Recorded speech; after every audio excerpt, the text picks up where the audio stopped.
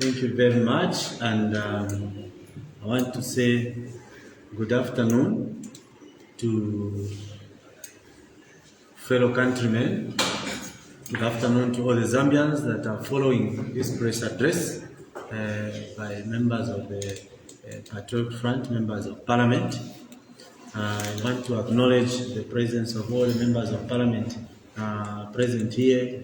Honorable Kasanda, Member of Parliament for Bangorulu constituency, Honorable Brian Munduvile, Member of Parliament for Porokoso constituency, Honorable Mtoto Ekafwaya, Member of Parliament for Lunte, Honorable Caroline Kosa, Member of Parliament for Chinsari, Honorable Kampampi, the Member of Parliament for Mwansabombwe constituency. My name is Gordon Miller, Member of Parliament for Mufulira Central constituency, and I will be moderating this session this afternoon. Fellow countrymen and women, members of the press present here, and those connecting, as we all are aware that tomorrow, the 28th of September, in this year 2024, the Minister of Finance will be presenting Zambia's national budget for 2025. We all understand that this is the fourth budget that this government of the UPND will be presenting since they formed government in 2021. So far, we are counting 3 budgets down. We have 2 more to go, the full one being the one we'll be listening to tomorrow for 2025. Expectations are very high, especially for the common Zambians, because we know the challenges that we are going through as a country. The energy crisis that has led to the shutdown of many businesses across the country, that has led to the layoff of many workers across the country because companies can no longer raise resources to maintain their payrolls. Hence, a lot of people have lost employment. We have the water crisis across the country. This time, it's not even in the rural areas where we know that piped water has been a challenge. Even in the urban, the most urban parts of this country, Lusaka, the Copper Belt, there is shortage, critical shortage of water. Food prices have gone up, critical food shortage that we are facing in this country, the high cost of living that even the workers are facing, challenges that the civil servants are facing to make ends meet because their buying capacity with the current salaries that they are getting has been taken away by high inflation and high prices of goods and services. So these are the challenges that we are living day in, day out. And as a matter of introducing our topic, I expect that the budget will answer to these challenges. We are not interested in the jargon of GDP, fiscal deficit, fiscal discipline, inflation, interest rate. That is the jargon that we've been fed to in the last 3 years of this government. If you emphasize on maintaining your GDP at a certain rate, would that bring water in the households? If you talk about maintaining inflation within a certain range, would that result in the reduction in the prices of goods and services? So we expect plain and simple budget that will address the challenges that the people are facing. That jargon of economists, that jargon of the IMF infiltrating in our budget, I think Zambians are not interested in it. The only language that we expect to see, to find in the budget speech and the budget itself, is that which will address the power crisis, the food crisis, rising cost of living, water crisis, lack of employment, even for the youth. That is what we expect. Support to all the sectors of this country, agriculture, mining, tourism. We expect answers how these sectors are going to be revamped because we are all aware that they have seriously been affected by so many challenges in this country. And so, to begin our discourse, I will be inviting Honorable Brian Munduvile to address us on the expectations that he has and the expectations that the people of Zambia have through him that we are going to hear. Honorable Munduvile, you are invited. Thank you, Honorable Mwila. I'll rely on the protocol that has already been established and proceed, to deliver my short address. On the 13th of September 2024, President Hakainde Hichilema delivered a State of the Nation address on the floor of the House. This is where we expected him to set the tone for the country going forward. At the time that he was coming to address the House, members of Parliament, as representatives of the people, had raised various concerns that included load shedding, the high cost of living, distribution of farming inputs, among others. It was our expectation that when the President came to address the nation, he was going to deal with these very, very important matters. And we also know that it's the President's address that sets the tone for the budget. However, we were very, very disappointed with the address of His Excellency the President delivered on the floor of the House, as it did not, or it veered off and avoided to address the many challenges the Zambian people are going through. As Honorable Mwila has stated, Zambians are no longer interested in these figures. The billions of dollars of investment there, a 1.2, this other mine is putting in. The simple question is, what is the real contribution, or what does that particular investment do to an average Zambian living in Kanyama? Does that improve, their welfare? Countrymen and women, if you remember, from 2021, after Comrade Musokotwane delivered his budget speech on the floor of the House, a number of concerns were raised because members of Parliament were able to raise concerns. And the response we're getting from our friends on the right, the UPND, was that wait for our budget. We are implementing a PF budget, wait for our budget. In 2022, when the minister delivered his address to Parliament, we raised issues. They again said, wait for the IMF deal. Wait for the IMF deal. 2023, the same thing, they shifted and said, wait for debt restructuring. As representatives of the people, we can clearly see that our friends in the UPND have never had a clear roadmap on how to develop this country. And that even as they come to Parliament, whether it's the President or the Minister of Finance, they just come with figures in the hope that they will excite citizens to believe that there's something going on. But the net effect on the ground is not felt. So if you look at the area of tourism, what policies in tourism has the UPND government come up with to transform the tourism sector? In the first year, they were talking about the Northern Circuit, the Kasaba Bay, money put in the Kasaba Bay, money put in the UA, and many others. We know that the contribution of the tourism sector to GDP, if there is proper investment, can be quite colossal. But because nothing has happened, there's been no movement in that area. Let's look at the agriculture sector. Right from 2021, the Minister of Finance has been talking about investments in the farming. Because under the Patriotic Front Party, we had set up farming blocks in every province. Every province had a farming block. What was remaining was the investment in those farming blocks. So when our friends took over, we expected that they will begin to put in money so that, one, we create employment, and two, we are food secure. So these farming blocks were properly chosen. These were properly chosen areas. If you look at Northern Province, we actually did studies. We had a Chinese company called China Railway that donated a study which was carried out at the cost of 2 million then. And it was expected that government would take advantage of that and invest in these farming blocks.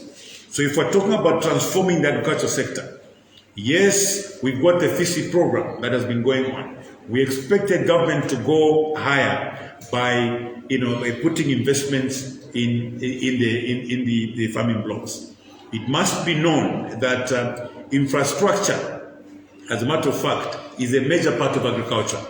So we expected that by now, 3 years later, government was going to put in money in the agriculture sector. So we therefore hope that government this time around will show some seriousness in whatever they are doing by putting in their budget some money that will go in the farming blocks. Yesterday, the Minister of Agriculture made a statement. Some statement escaped, from his mouth, where he was talking about wanting to do away with FISIP, saying FISIP has been problematic. Yeah, but he forgot that the same FISIP which he says has been problematic, when it was properly implemented, was giving this country a yield of up to over 3 million tons of maize every year. Now, FISIP under Comrade Mutolo and President Hakainde Hichilema, we are beginning to import maize or receiving donations, even from countries that we ordinarily should be giving, assistance to. So I want to appeal to the Minister of Finance that yes, through what Honorable Mutolo said yesterday, we know that you've got plans to do away with FISIP. Our farmers have been surviving through FISIP. We've attained food security through FISIP. So can you please cancel those plans to do away with FISIP? We've been receiving calls the whole morning, from farmers, asking us why the UPND government wants to do away with FISIP. So we want to appeal to you. The stage where we are, the hunger situation in the country, you cannot afford it to be suicidal on your part, Comrade Mutolo, to do away with FISIP. Can you please make sure you sit down with the Minister of Finance as he comes tomorrow? He should have changed figures and reinstated the figures, and if anything, scale up the FISIP so that we can begin to produce as we were producing before. And of course, we expect to get some, we're asking difficult questions. There's been so many figures in the mining sector. The president is always boasting about figures, 1 billion, that billion. But what's the net effect? First of all, there's been no impact on the foreign exchange of our country. Secondly, we have to question what is the real net effect on our GDP.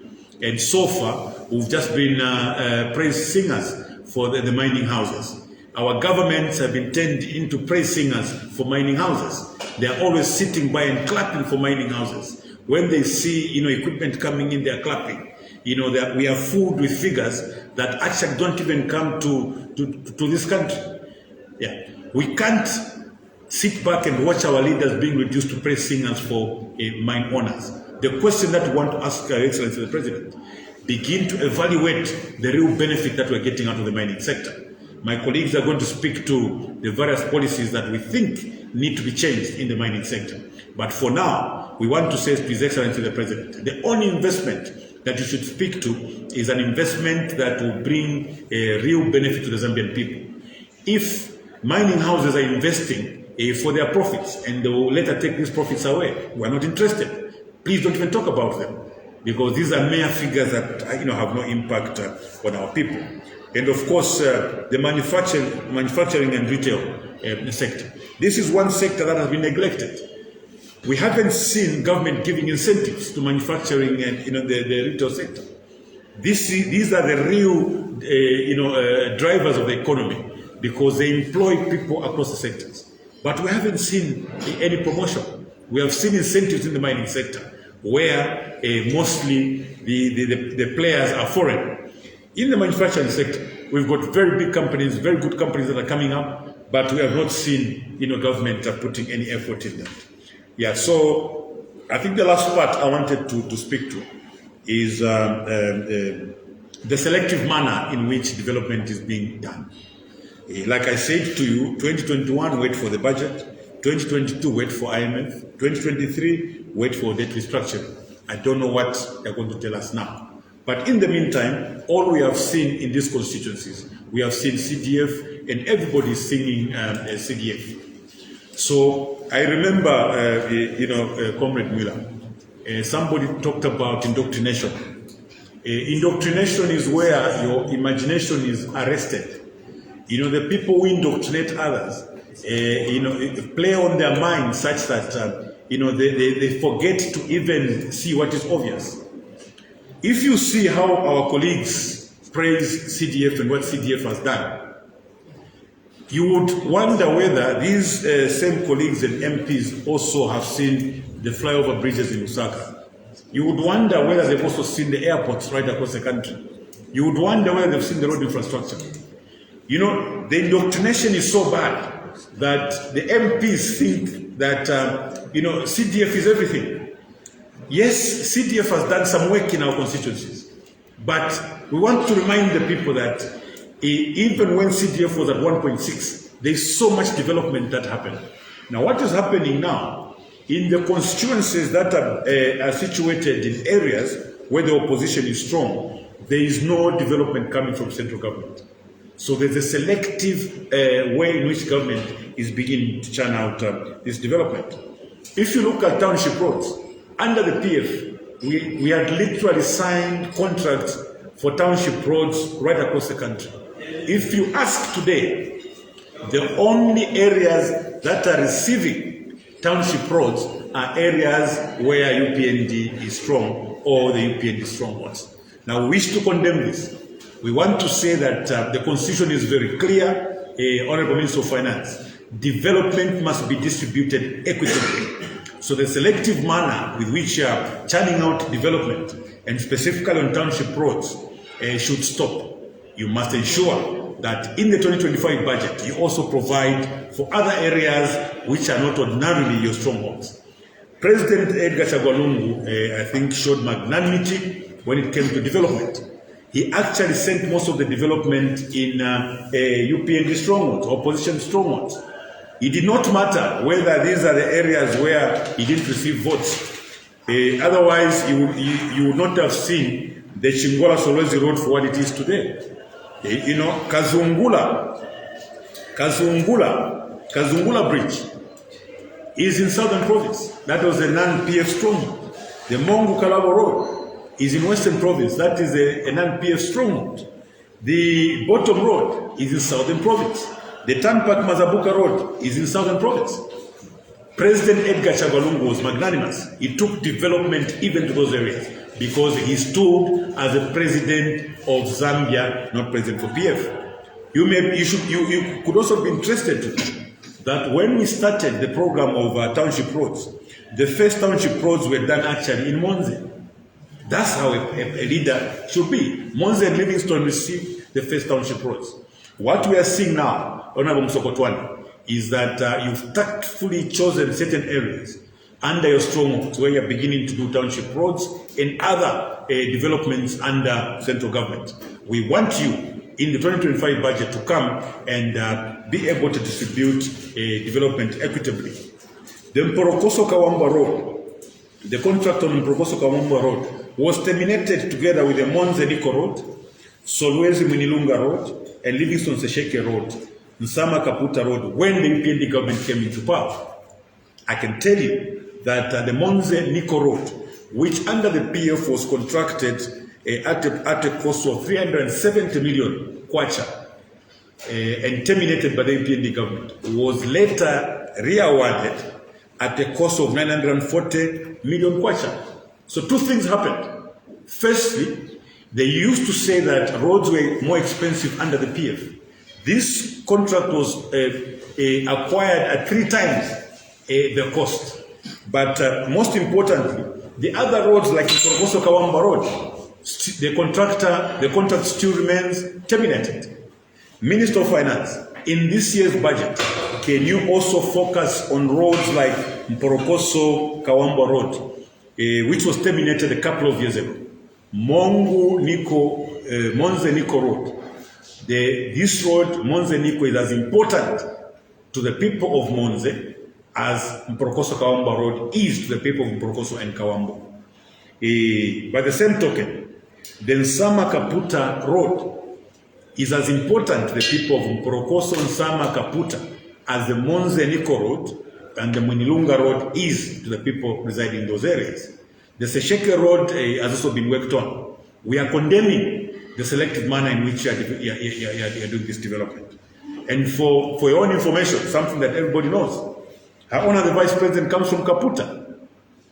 So clearly, we expected that a road like the Nsama Kaputa road should have been priority, because the number 2 in this land actually comes from that area. So there should be some agency, there should be some bias towards some of these roads, because that's where Her Honor the Vice President comes from. Her Honor the Vice President will be expected to go to Kaputa to go and garner votes for the UPND in not too distant the future when the elections come. How Her Honor the Vice President go to Northern Province? So first of all, even the MPs from Northern Province, if the road where the VIP comes from is not done, where is the hope for the rest of the roads? So Comrade Musokotwane, these are things that you should have ordinarily remembered on your own, but we think that it's important that we remind you. I just thought I could talk about that. Thank you very much, Honorable Mwila. We hope that the Minister of Finance will take this guidance and be able to change these figures so that development is spread countrywide. And there should be these roads that were terminated together with the Monzeniko road. The contract must be reinstated, because the people of Northern Province, what is happening? The main road into Northern Province, the Mpika Kasama road, is damaged. It's completely gone. So we have no good road to get into Northern Province. We want, with the same agency that the Monzeniko road was done at 3 times the price, there should be agency for the Mpika Kasama road. That is the main road into Northern Province. So we expect Minister of Finance to come and provide figures for this key infrastructure in this other part of the country. I think. Thank you very much. Honorable Mundwele, for that representation and that input into the expectations. Honorable Mundwele touched on many things. I just want to further comment on 2 of them. The issue of support to the agricultural sector. As we all know now, it's common language that the food prices, especially our staple food, maize and mealie meal, are beyond the reach of the Zambians.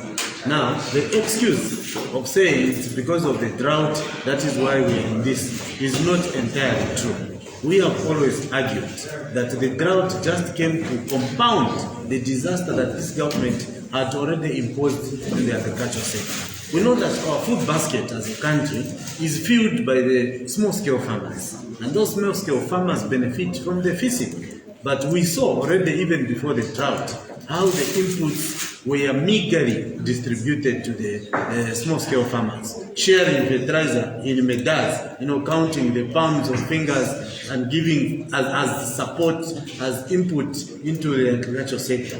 That contributed to the low harvest across the country. And coupled with the drought, it's basically a disaster that we have seen. So this budget, as an expectation, we expect a huge allocation, not to cancel FISIP, but in fact to increase the allocation so that our brothers and sisters, mothers and fathers, the small-scale farmers who feed this country have access to more than just a medal of fertilizer, to maize seeds, so that we can increase our yield. It will take time to build our food reserves again that have been depleted mainly by the export of the maize that were stored by FRI.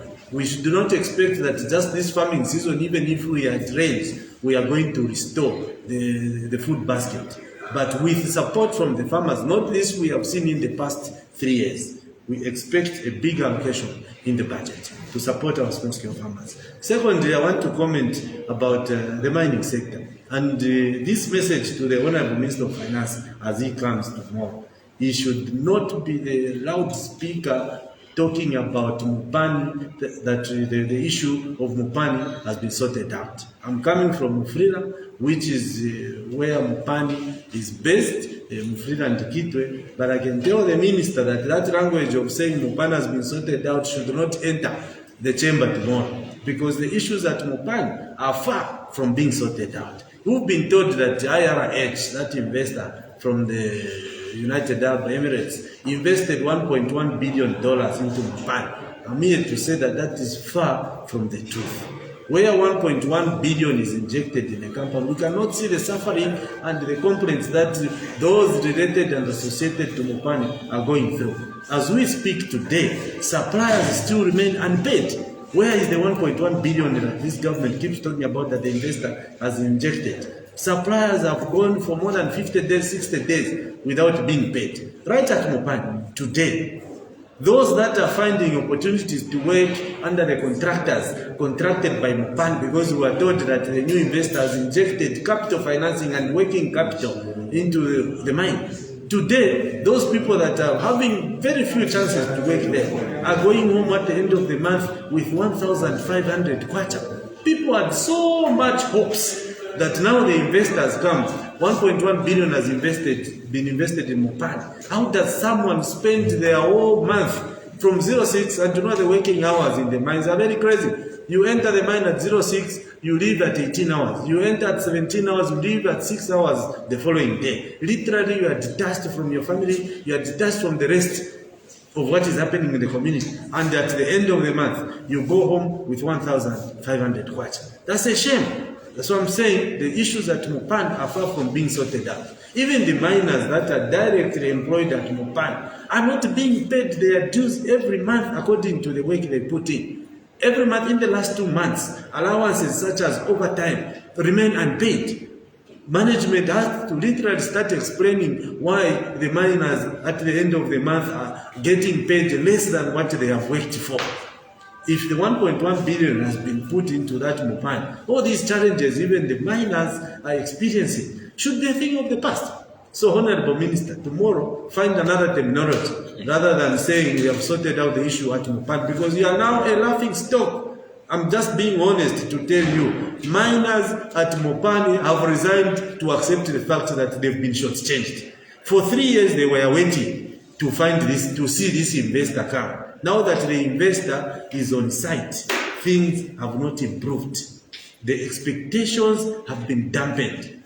So, sir, as you come tomorrow, be moderate on how you praise whatever has happened in the mining sector. Because even the national coffers have not even improved despite all the incentives that you have given to the mines.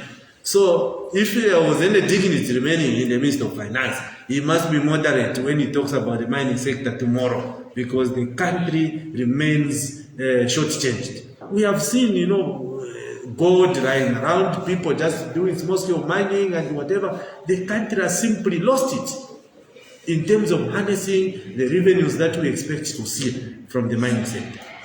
So the speech tomorrow must comfort the miners that more still yet to be done. Not that we have resolved the issues surrounding Mopani, the issues surrounding KCS. Let's be honest with each other and tell the people the truth. We are moving on. Our next speaker is Honorable Member of Parliament, Sali.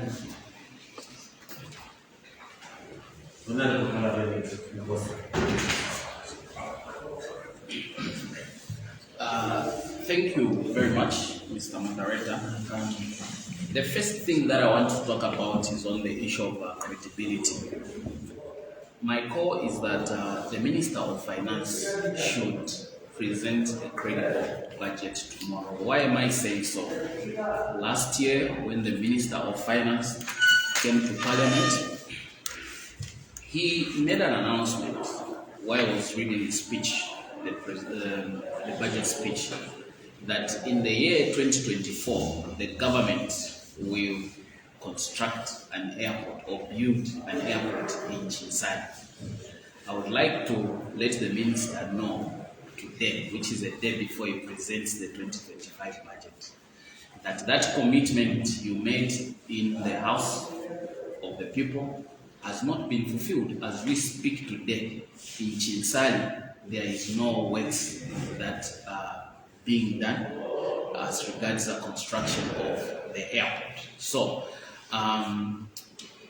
my call or my appeal to the minister is that when you are preparing your budget, please make sure that you put in the budget things that you are going to fulfill. Don't talk about things that you know that are not going to be implemented, as in the case of the Chinsali airport, which up to today. Today is 26th September, which is 9 months from the beginning of this year. Past almost 9 months, nothing has been done. Then number two, my expectation in this budget speech that the minister is going to present to the House tomorrow is that he should make pronouncements that will speak to the fact that the expenditure should move away from consumption to investments that are going to give us long-lasting benefits. An example that I would like to cite here is this expense that has been introduced in this year's budget, which is cash for work. I am calling upon the minister that the allocation to the cash for work programs has to be removed or has to be reduced. Why am I calling for removal of cash for work expense or allocation? It is because, number one, in nature, that expense is consumption or consumptive. Basically just for consumption purposes. When you spend money on someone to remove garbage in the drainage, it's not going to give you back anything. Of course, there's cleanliness, the place will become clean, but it's like the money has just been spent, and it has to the following day when the drainage is dirty, you have to pay again to start cleaning. Number two, this expenditure is demeaning to our people. It is better to create employment that people will be going to every day and show to everyone that they are working, rather than asking people that, oh, come and remove this garbage here, we will give you money so that you buy food. It is like we are not respecting that people can do meaningful jobs. When you talk about employment creation, we should take a leaf from what happened, for example, the time when we were constructing Kazungula Bridge. When that project was being implemented, we had a lot of people going for work every day to work, and the bridge that has been constructed there, it is bringing a lot of benefits to the people of Zambia and the local people there. Another example is like the construction of Ndola Geo Carriageway. That is a good project which has created employment, at least reasonable or meaningful employment. Cash for work is not providing such kind of employment to our people. So we really need to look at this issue of putting up a huge allocation towards consumptive expenditure. The other reason why I'm saying this cash for work needs to be removed, or the allocation for cash for work should be reduced or removed, is because using the enhanced CDF, most councils, almost all the councils, over 100 councils or 116 councils, they have bought earth-moving equipment and equipment that can be used for the jobs that we are calling people to come and do cash for work. So what does this do? When we have equipment at the council that can be used to clean the drainages and do other small works, then we again start calling people to come and do those same works. We are paying them money. That is a duplication of expenditure. It will render the money that we spent on purchase of these equipments as wasteful expenditure, and it is not supposed to work like that. My other expectation in tomorrow's budget is that the minister should provide an allocation for meaningful investment in other alternative sources of energy. Of course, the government has been talking so much about investment in other energy sources, but when you look at what is actually happening, there is more talking that is happening than what is actually obtaining in terms of actions. So what I'm appealing the minister to do is to ensure that these pronouncements that are being made as regards investment in alternative sources of energy should be backed by a meaningful budget allocation. Because you can talk about investing in other energy sources, but if you are not doing anything, then you have to know that the objective that you have set is not going to achieve any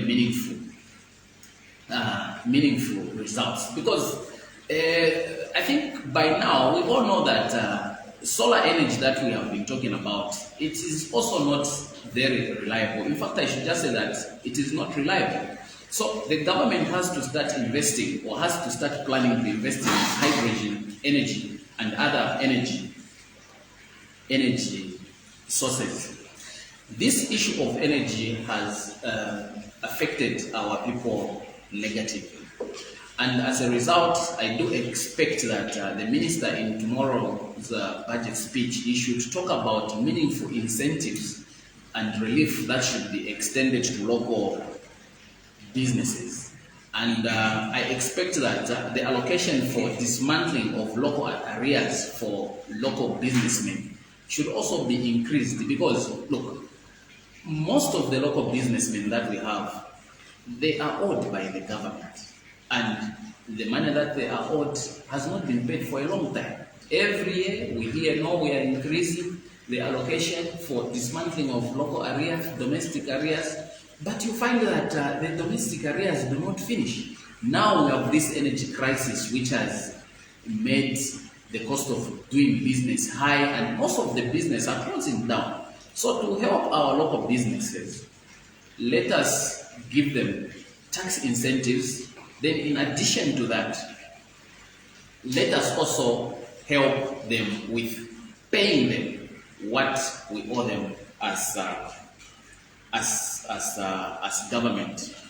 The last point that I want to talk about is the issue that Honorable Mundubile talked about, where he said the Minister of Finance needs to sit with the Minister of Agriculture so that they talk about how they can support the agricultural sector.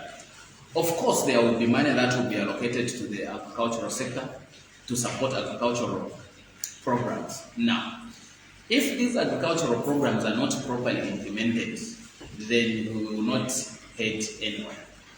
At the moment, we are struggling with finding maize, because the maize that we had were sold by this government and in the ministry under the leadership of Honorable Mdolo.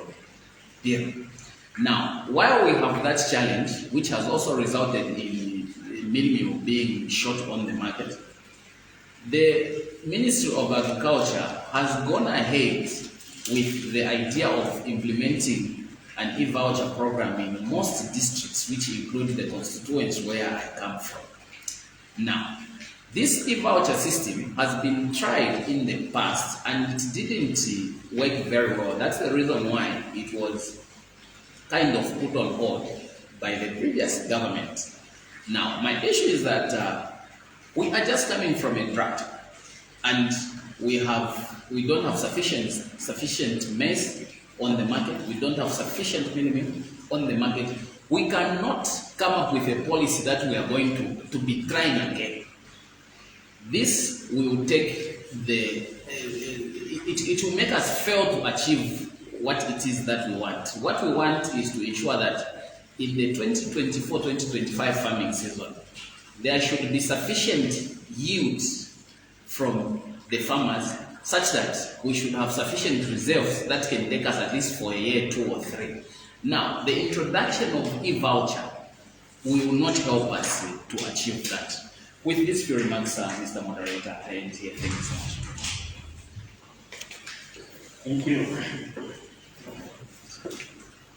Thank you very much, Honorable Mkosa, for your input and submission on the expectation of tomorrow's budget for 2025. If you have just joined us via various platforms, I want to welcome you to this press briefing being held today by members of the Patriotic Front, members of Parliament, and we are sharing our views and expectations on behalf of you, the people of Zambia, on tomorrow's budget presentation. And we are aware tomorrow, Friday, the 27th of September, the Minister of Finance is expected to come to Parliament and present this UPNG government's 4th budget for 2025. So we are here to lay clear our expectations Honorable Professor has been speaking, and he touched on so many things. I just want briefly to add on the areas that he has touched. I think he spoke about us expecting solutions to sort out this energy crisis. And he has put it very clear about the so much talked about, solar as an alternative source of energy.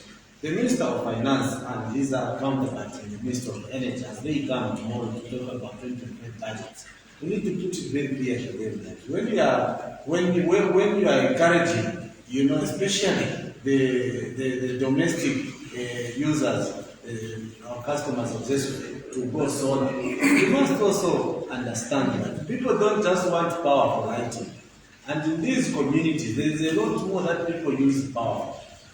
People, some families even survive through baking, scones, cakes, and all those things. So how much should they put up in terms of the solar to power their microwaves and to power their cook stoves? Because solar now is just for lighting. But people can survive even without lighting. They can use candles and everything else. So how much money are you empowering the communities? Very few people can afford even the solar. The modest solar package now, someone will have to look for 15,000 bucks in the communities. Go to Kanyama, go to Chimwemwe, go to Rwansha, go to Kasama, go to Mongo. How many people have got 15,000 or 20,000 to spare just to put up their solar package at their home only for lighting?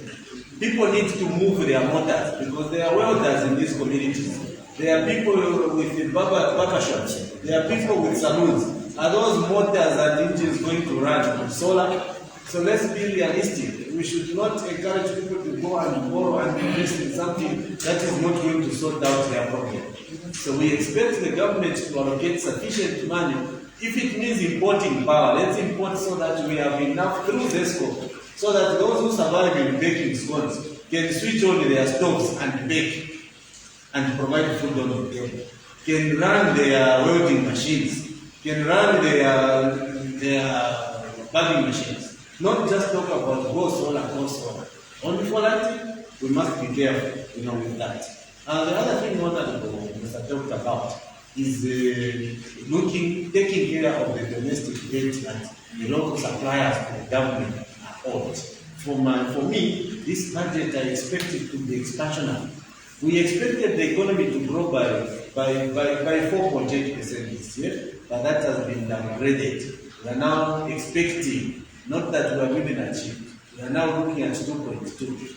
Basically, our economy is shrinking. So this budget must be expansionary. And when you want to run an expansionary budget, you must increase the expenditure. So let's empower our citizens to spend. How do we do that? Release the money that is owed to the local suppliers and contractors. The domestic debt must be dismantled. So enough allocation must go to the dismantling of domestic debt so that we have enough money circulating in the economy. So people have got disposable income when we dismantle that debt. Ladies and gentlemen, members of the press, our next speaker now is the main speaker of our program for today. And now I invite Honorable Patriotic to share with us our position as Patriotic as far as we expect to see and hear in the budget that will be presented today. Honorable Patriotic, now invite you. Thank you so much. Thank you so much, my brother and colleague, Honorable Mwila, for calling upon me to address the media. Allow me to begin by recognizing all the honorable members who are here. And as I do recognize all the members of the media fraternity who have joined us today. Gentlemen and women, I think today is a good day to address ourselves to the thoughts we have about President Hakainde Hichilema's budget, which is going to dedicate one of them to bring to the House for consideration and possible approval. And as my colleagues were speaking, I listened keenly. Honorable Mundubire said there's been excuses, a lot of excuses. You know, at one point we were told to wait for our budget. Their budget came, we had to be diverted again. We were told now wait for the IMF deal. At some point that was achieved, and what we were waiting for could not materialize. So we were diverted again. We were told wait for debt restructuring. Today we are being told debt has been successfully restructured. Maybe the question is, what else are we going to wait for? I want to recommend to the UPND government that they should not start saying wait for the end of climate change, because climate change is not going to end. Now, I will not address the Honorable Minister, Honorable Msamakwani. I will address the President, because that budget belongs to the President. Honorable Msamakwani is just a tool for presentation and defense in order for the budget to be approved. Mr. President, the Zambian people are hungry. They are hungry because the cost of living is very high. The Zambian people are also angry, and they are angry because your governance is poor. Your governance has been poor because of many issues, including your failure to fulfill your campaign promises. Now, in this budget, you have an opportunity to be able to redeem yourself. In this budget, I want to recommend very strongly that you focus on the plight of the majority poor citizens of this country, as opposed to focusing on the plight of IMF and foreign investors. I strongly recommend that the young people, the majority young people who supported you during the 2021 general elections, who hoped that you would create employment for them, who hoped that you would create business opportunities for them, economic opportunities for them, can be able to see hope in this budget that you are sending Dr. Msamakwani to present on your behalf.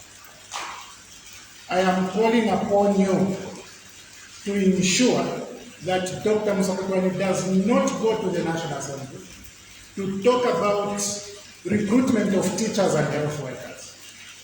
Those young people who supported you are not all trained as teachers or trained in paramedics or anything to do with medical issues. There are several young people who are trained elsewhere, and you need to create employment for them. Mr. President, I want to remind you that the Zambian people are not yet buying mealie meal at 25 kwacha. This was your promise. Oh, sorry, at 50 kwacha per 25 kg bag.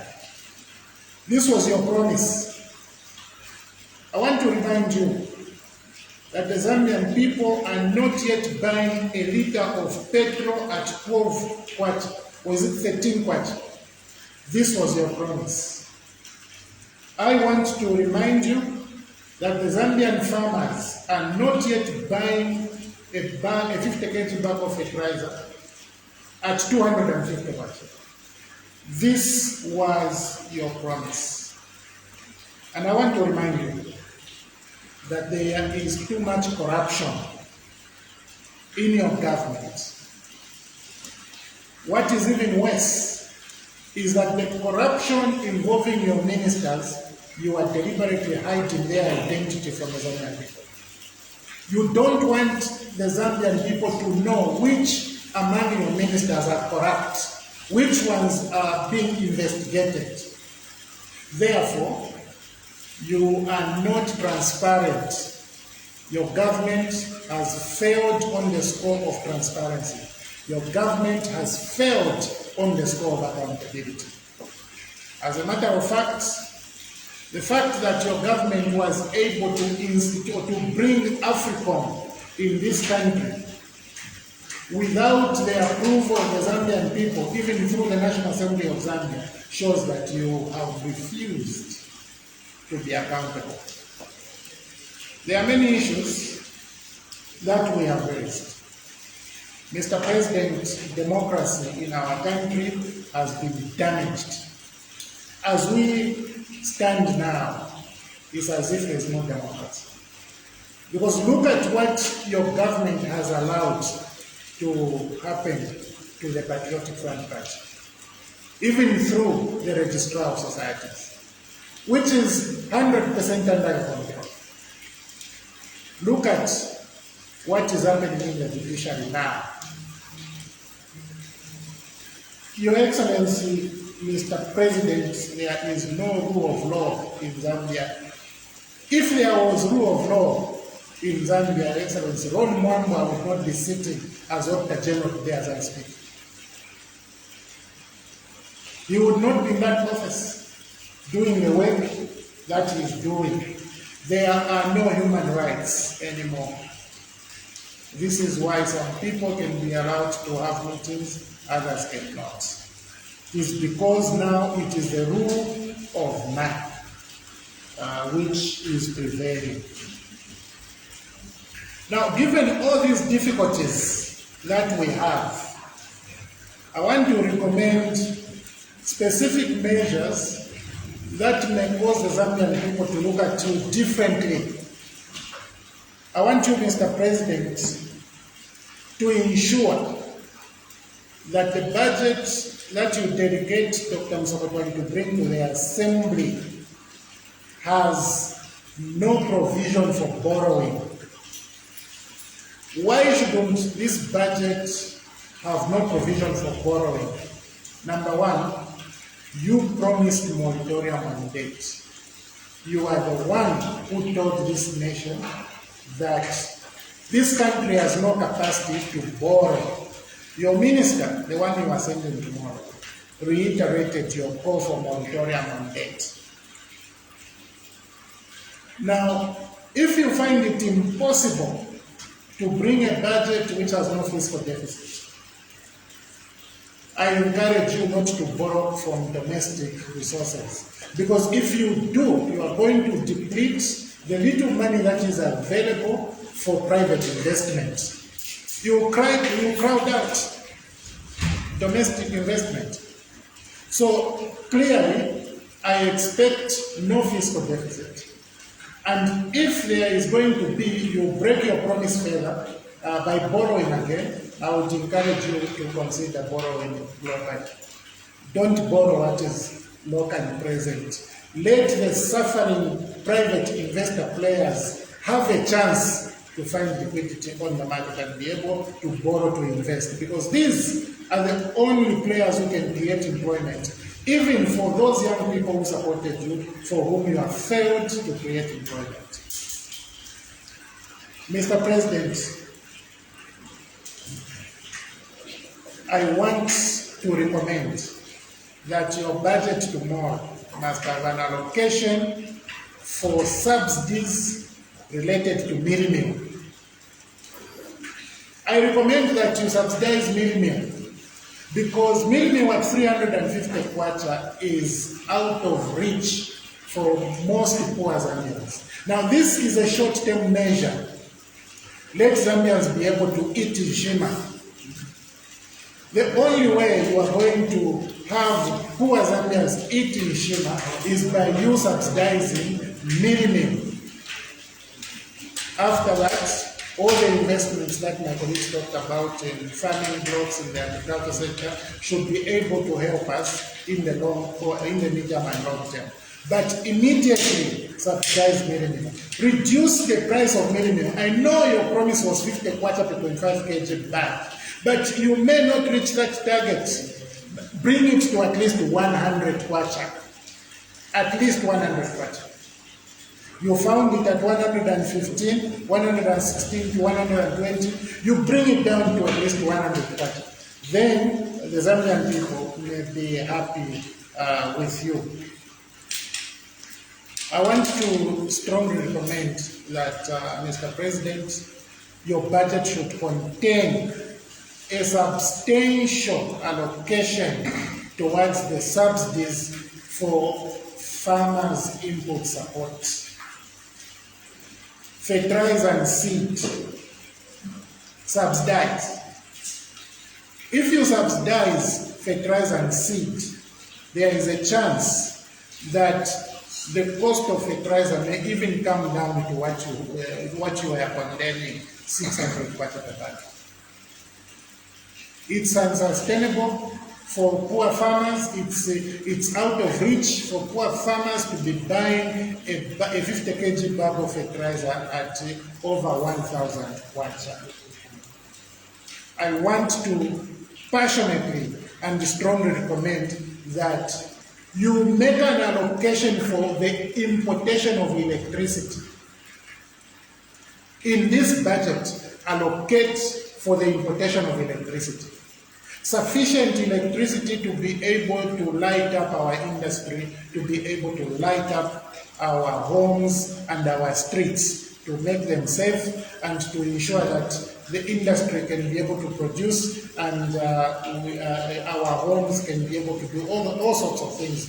As my friend was saying, some of your people, some of these poor people are surviving on begging. I think I need not talk about the trading in meat products because I hear the president has a lot of animals, a number of which are slaughtered and headed for butcheries. You know that a butchery cannot survive without electricity. But it's not just rich people like you, Mr. President, who trade in meat. There are small butcheries for poor people. Support them, import electricity, distribute this power to them so that they are able to survive. Mr. President, I would like to recommend that you increase taxation for the mines. I'm sure the 3 years that you have been in office, you might have noted by now that concessions that you offered are not working. If they were working, Zambia would have been better off by now. Increase the amount of revenue that you collect from the mining sector by increasing mineral royalty tax. And if I were to add, I would recommend that you make mineral royalty tax non-deductible for tax purposes. Then you go back to what it used to be, where you were collecting revenue, where the dollar to kwacha rate was hovering around 15 kwacha, up and down, around 15 kwacha. Because you have no foreign exchange coming into the country on account of these very poor concessions, you now have a problem. This rate now is hovering around 26 kwacha up and down. It's a very poor rate. Remember, you promised the appreciation of the kwacha, I think 4 hours after being sworn in. This is now over 3 years since you were sworn in. The kwacha has not appreciated. Instead, it has depreciated. Mr. President, if indeed the toll gates on Lusaka to Ndola Road are going to be given away, if it is true that borders like the one in Kasumbalesa and the other border here in Southern Province, Chirungu, are going to be given away, I want to tell you that your treasury is going to lose revenue. Therefore, this budget must provide for alternative revenue to plug the gap that is going to be sunk by these very poor decisions. I want you to show us that the revenue that government will forego by these decisions is going to be plugged by these initiatives. Otherwise, without debt, without revenue from these toll gates, revenue from these border posts, and all these other very, very unfortunate decisions, you will have a situation where you won't be able to support the interventions that you are putting in your budget today. So I recommend that without alternative revenue sources, do not transfer these assets to the so-called concessionaires. I also want to strongly recommend that your tax incentives must go towards the supply side of the macroeconomy. The advantage of pushing tax incentives to the supply side of the macroeconomy is that they will deal with employment at the same time as they are dealing with inflation. So you will see that by ignoring the or paying less attention, to the demand side, you'll be able to create employment and you'll be able to manage inflation. But for the workers, those who have worked and worked and worked in spite of the difficulties from COVID now into the drought and all the challenges that we have had, I want to recommend that, Mr. President, you reduce their pay as you earn. Reduce their pay as you earn. Because the tax burden on workers has been too much. Reduce their pay as you earn while you provide for increasing their salaries. This is time that workers can also benefit, from their government. Mr. President, let me conclude my appeals by demanding that you end load shedding now, and you can do so by importing electricity. The gensets and the solar systems cannot end load shedding because gensets operate on fuel, which fuel is very expensive. And then the solar systems are so expensive such that your people, your young people who voted for you, the many mothers and the fathers in our shanty compounds and in our high density areas cannot afford. So even as you bring these alternatives, you must look at the plight of the poor, because in fact the poor are the majority. Your Excellency, reduce the cost of living now, because as we speak about this 2025 budget, the people need to eat now. They need to survive now. Reduce the cost of living. Your Excellency, Mr. President, I want you to end corruption now. Don't say that we have a new policy. Your policy, as I said elsewhere, is not working because you have a new policy. You are hiding ministers who are being investigated. That's why I said that's a poor policy. It's not working for the people. It's not working to enhance the reputation you would like to have of being accountable and of being transparent. Mr. President, end regionalism, bad governance, tribalism.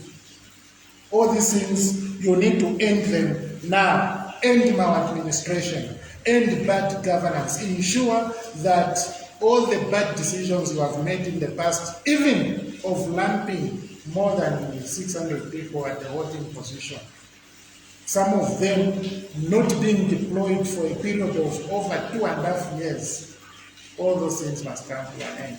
And you have the power to end all these matters and make the lives of the Zambian people better. My call for you is make the lives of the Zambian people better. Yeah, so thank you very much. Thank you very much, Honorable Choir,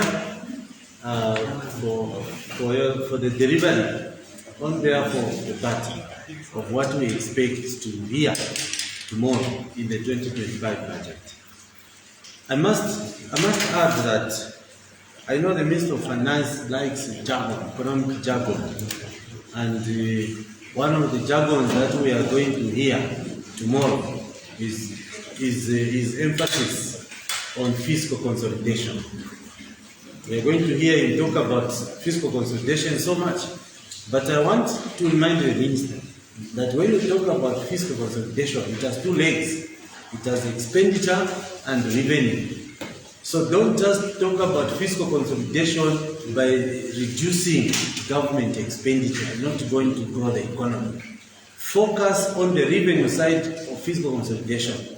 And that's why you hate Honorable Kafwaya talk about maximizing our revenue from the mining sector.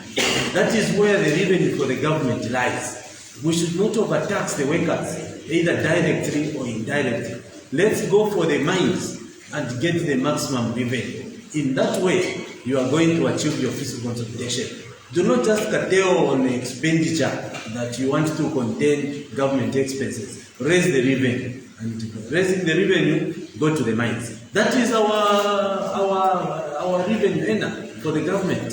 So far in the last 3 years, we have lost a lot through those incentives that we have given. And if we continue on that trajectory, there will be less and less money in the economy, sending the citizens into further poverty. Second last, I also want to talk about reduce, like I said, on your jargon and your terminology. Zambians are not interested in the GDP growth rate. Zambians are not interested in how much inflation you want to contain by giving percentages. By the way, all the targets that were set to be achieved in the 2024 budget have been missed. The growth rate has been missed. Containing inflation has been missed. Interest rates have been missed. Everything has gone in the opposite direction. So please, it's a reminder. And I can quote what our former finance minister, may so rest in peace, Honorable Alexander Chikwane. Don't just bask in the empty glory of statistical euphoria.